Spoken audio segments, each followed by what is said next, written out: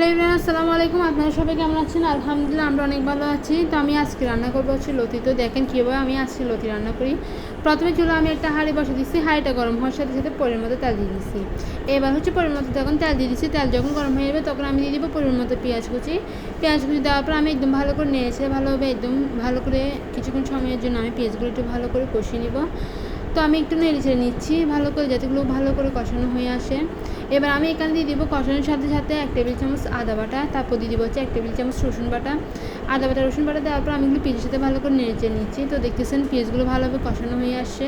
তখন আমি দিয়ে দিব 4-5টা কাঁচামরিচ। এবার আমি আরেকটু ভালো করে নেড়ে চেড়ে নিচ্ছি। তারপর দিয়ে দিব স্বাদ মতো 1 টেবিল চামচ লবণ।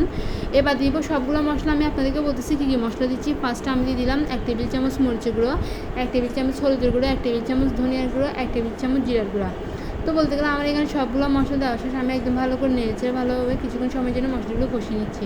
তো আমি এখানে কোনো পানি দিব না, যাতে এখানে আমি এগুলো ভালো করে ভাজি করে রান্না করবো, সেজন্য কোনো পানি দিচ্ছি না আমি।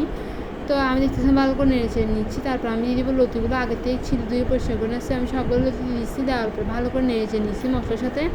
এবার ঢাকনা দিয়ে রেখে রাখবো। কিছুক্ষণ পর ঢাকনা দিয়ে আমি আরেকটু ভালো করে নেড়েছে নেবো। তো দেখতেছেন ভালো করে নেড়েছে নিচ্ছি।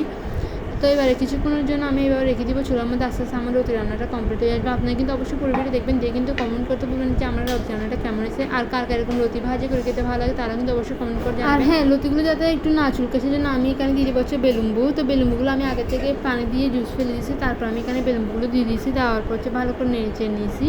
তো হয়ে গেছে আমার লতি রান্না। অবশ্যই কমেন্ট করে জানাবেন। সবাই ভালো থাকবেন, সুস্থ থাকবেন। আল্লাহ হাফেজ। Bye bye.